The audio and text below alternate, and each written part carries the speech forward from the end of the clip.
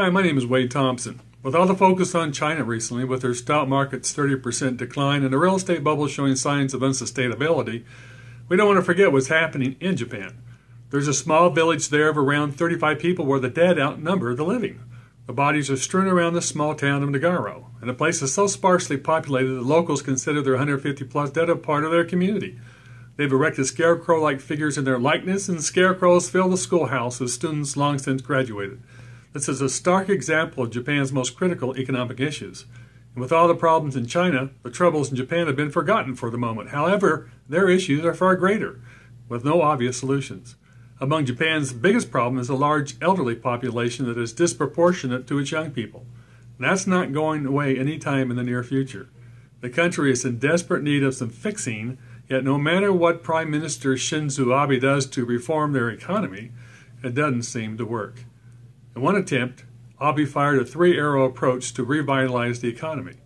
One arrow involved printing new yen with abandon. He tried to push down the value of the currency, and it worked, driving down the currency by 40%. Japanese companies selling cheaper exports profited. Unfortunately, little of it flowed down to the workers. The second arrow involved a lot of government stimulus spending, like building bridges and tunnels, but the effects were modest at best. The third and final arrow called for structural reforms. The likelihood of that happening before Japan stands on the edge of economic ruin is slim. Changing the way business is done, especially how companies hire and interact with workers, isn't going to happen anytime soon.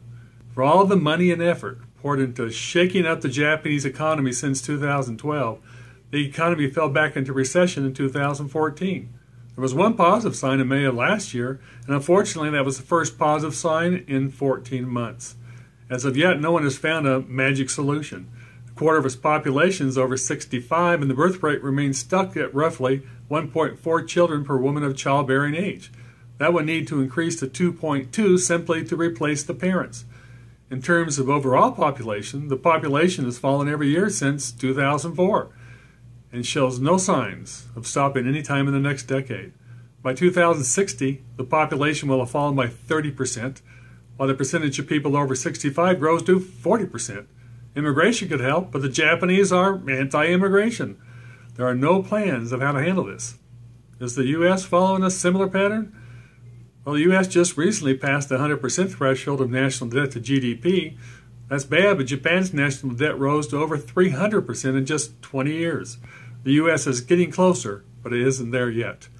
However, there are ways we can benefit financially from Japan's downward spiral.